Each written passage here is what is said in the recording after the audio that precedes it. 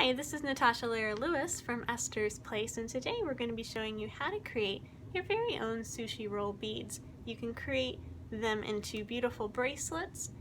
You can also do all kinds of different jewelry with this creative method, and we'll show you how to do it at home with just a few basic supplies.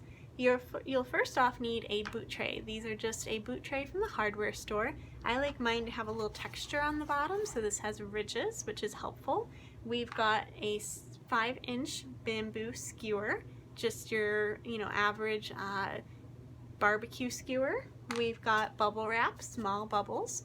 We've got a hand towel, and then assortment of wool. We're using merino wool batting today. We want to have some good contrast between the colors, lights and darks. And then also our hot water. We've got water that is hot but not scalding to the touch. And we're going to add a little bit of our eucalyptus soap to that. So we'll add about a half a teaspoon or so to the cup and just stir that up a little bit. I like using eucalyptus because it is a no rinse soap. We don't have to worry about rinsing that out at the end.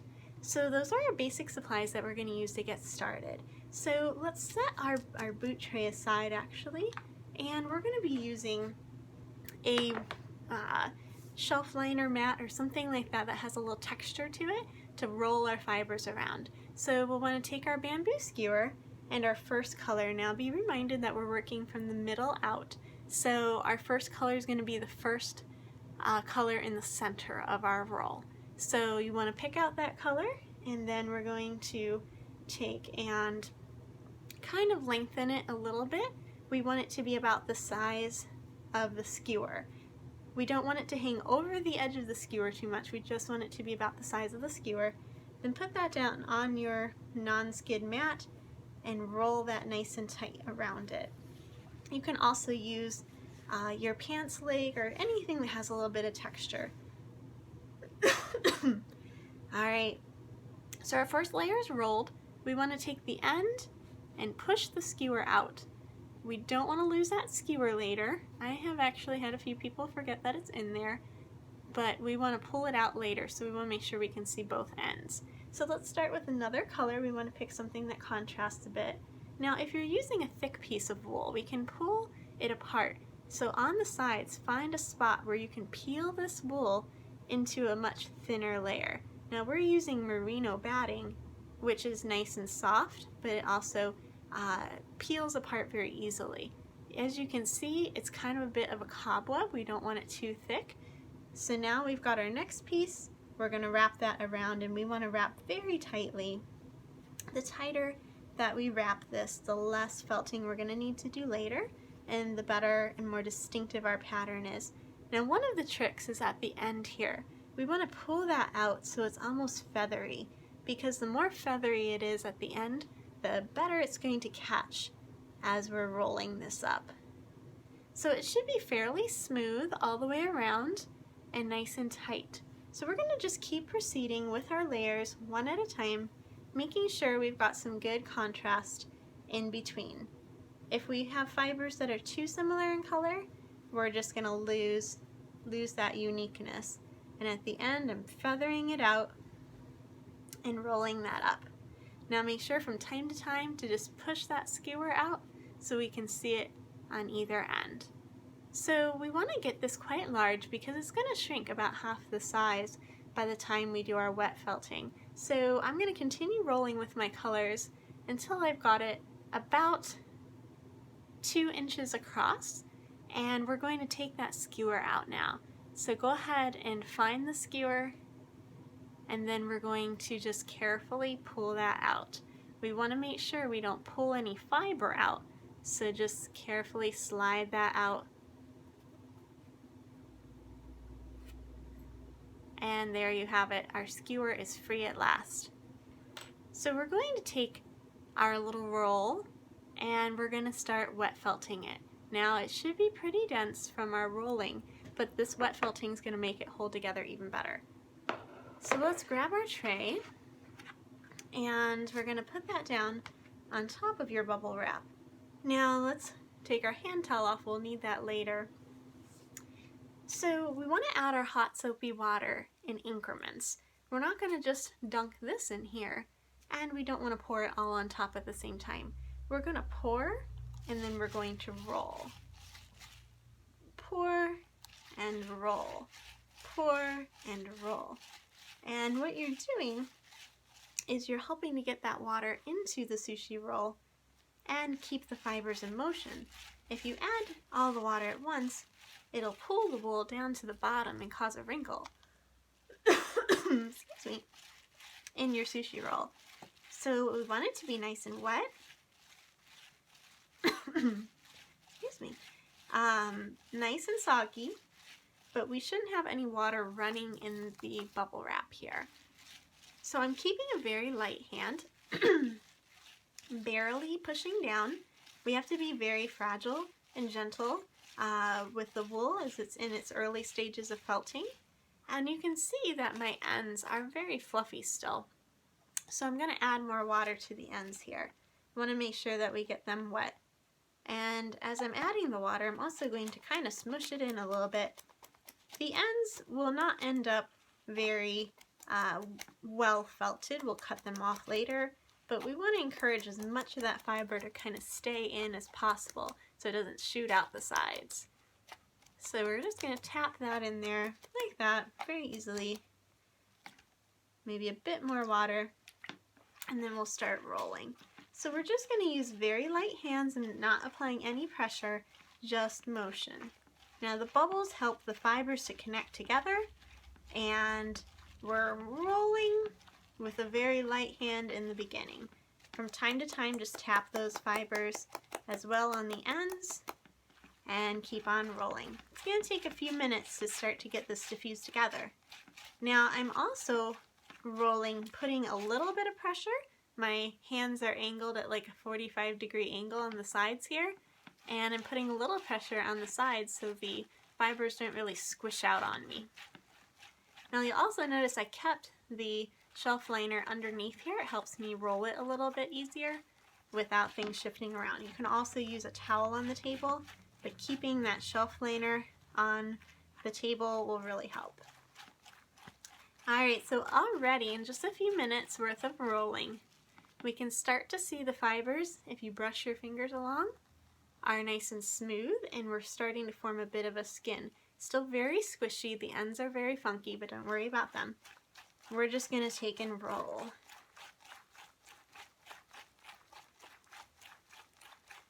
Alright, so as it starts to turn denser, I can put more pressure on it. So this whole rolling process will probably take about 10 minutes to get it to its completed stage. It's going to shrink about half the size in the process of doing this. So now I'm actually applying some pressure as I go, and you can feel the fibers really change. When you're working with the felt like this, you can feel each stage of the felting, and it really does start to change and take on a whole new texture. So right now it's very smooth on the edges all around here. Absolutely no fuzzy fibers really. It's all stuck together quite well. Okay, so at this point I can really put a lot of pressure on it and really encourage it to felt. Sometimes even standing up will help you with that as well. Put a little more pressure on it.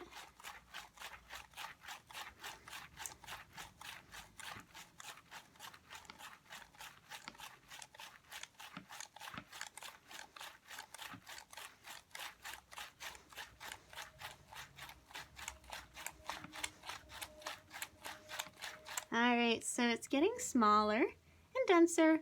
Again, the ends are really not going to look that great, but don't worry about them. We're going to cut them off later.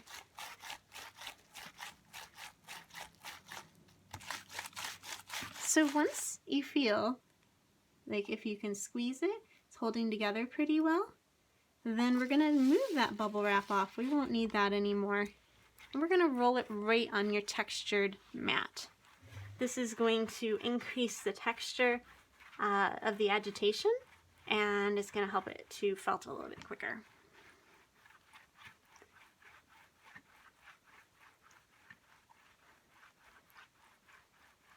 Sometimes also applying a little hotter water at this stage will help to dense it up. So you can just pour over a little hot water, almost boiling even, and that will allow it to shrink. You don't want to start with boiling water though, that will shrink too fast.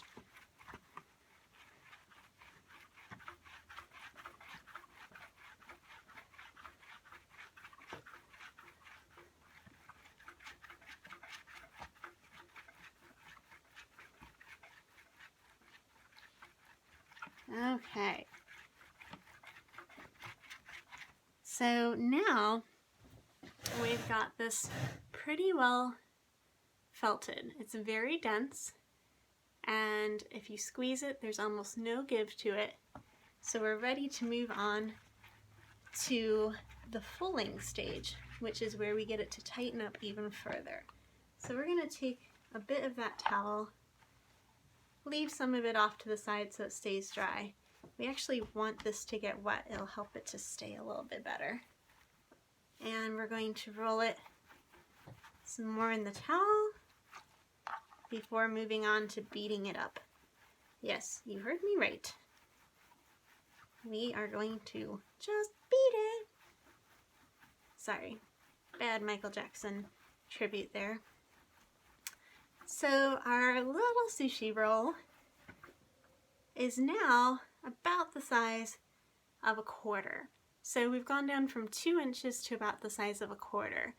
And it's very dense, but we want to make sure it's very dense all the way throughout, even into the middle here. So we're going to do a series of agitations that really get to the core. So we're going to take and do the bicycle. You're going to just act like you're bicycling.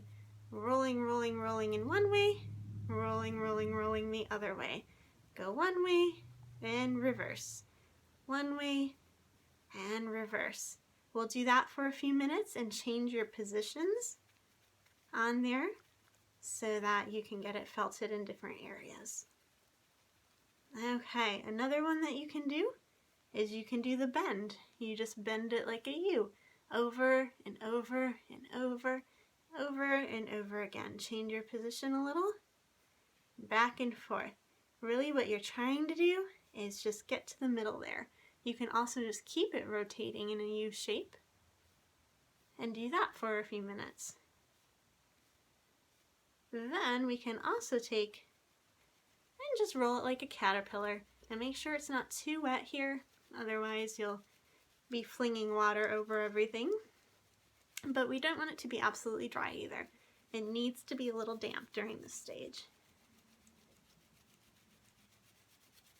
So we can go between those different stages, the bicycle, the U. You can see how that's like a U shape. We're just wrapping and rolling it around. And the caterpillar. So the denser, the better. So we're probably about ready for my favorite stage, and that is the beating. So we're going to take and remove our tray, give ourselves a good corner of the table here. We can put our towel down to kind of protect things a little bit. And then we're going to take it and we're going to beat it against the edge of the table. So our table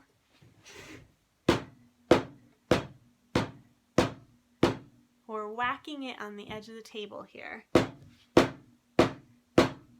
And you can hear that I'm beating it pretty hard. Now I'm going to flip it around and do the same thing on the other side. And excuse me for a few minutes while I get at some frustrations.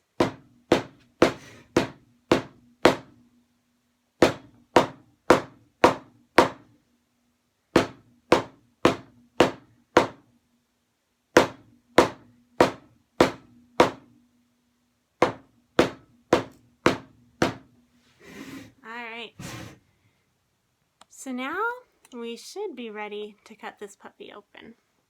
We're going to find a dry corner of our towel. We're going to try to get some of that moisture out so we can go ahead and go to cutting. So all we need for this are some sharp scissors. We don't really need a knife or anything like that, just some scissors will do. And we're going to cut in about 1/3 inch increments or so. So I just eyeball it, and I'm going to take and cut straight across. Are you ready? Drum roll, please. Okay, so the first ones are going to be a bit uneventful, but as we get into the core and a little further down, you're going to see how beautiful they're turning out. I want to try to get them about the same height, but we'll press them down once we get them cut, so not to worry. Also notice I'm cutting back in the jaws of the scissors. It's a little easier to cut back here.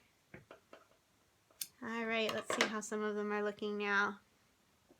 Beautiful. We've got lots of nice color variation in there, and they're looking great. So when I get these all cut, I'm going to press them down so they're about the same height. Let's finish up this cutting and see how our colors did.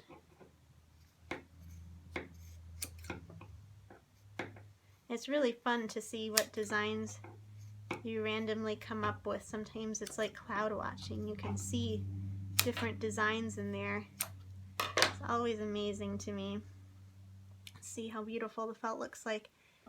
And in case you haven't realized, we call this sushi roll because it looks like a sushi roll.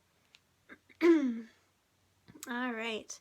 Or also polymer clay. A lot of people say it resembles polymer clay. So we've got our beautiful beads now, and they are ready to dry before assembling them into a bracelet or anything like that. So we don't have to have holes in here. Simply thread a very sharp needle through when they're dry, and you'll be able to thread them into a bracelet. Now there are really fun different techniques that you can do, such as this one where we've got a like different mini rolls within there that you actually form first and then put together. So there's a lot of different things that you can do. This one has many little rolls in there, but I would suggest starting out with something that's kind of similar to the single roll method that we're doing in this video, where it's almost like tree rings, and that'll be a little easier technique to get started with before venturing off. So enjoy this fun project. So many different ideas that you can do, and check out our website for lots more supplies, techniques, and tutorials. So thanks for joining me, Natasha Lehrer Lewis with Esther's Place.